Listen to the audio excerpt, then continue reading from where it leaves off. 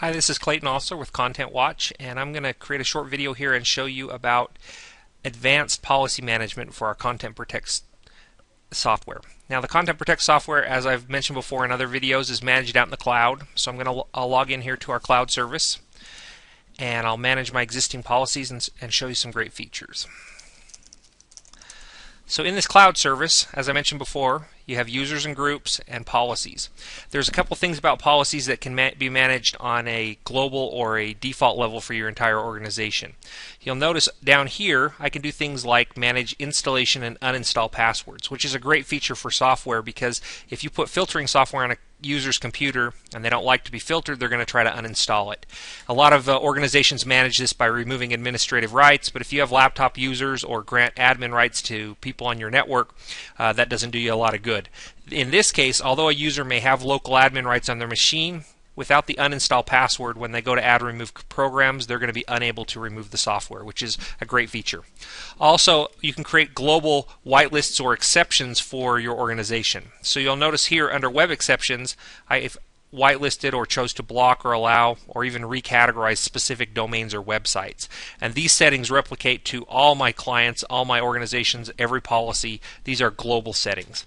Now, on a policy level, which are more granular for a single group or a user, I can also create these same type of settings. So I'll edit customer service.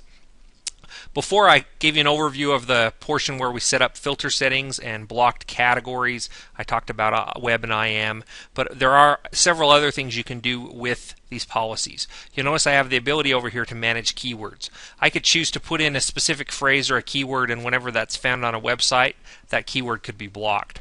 Additionally, I can set up what are called time controls.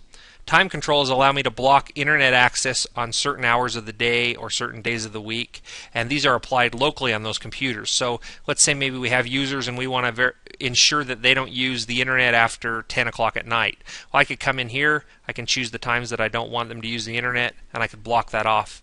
When that time arrives, their internet connection would actually be cut off until it's allowed again within the policy. I could also do what we call time allowance. So you'll notice over here under time allowance, instead of setting specific hours throughout the day, I could potentially grant users a certain amount of internet access per day or per week, depending on what my needs are.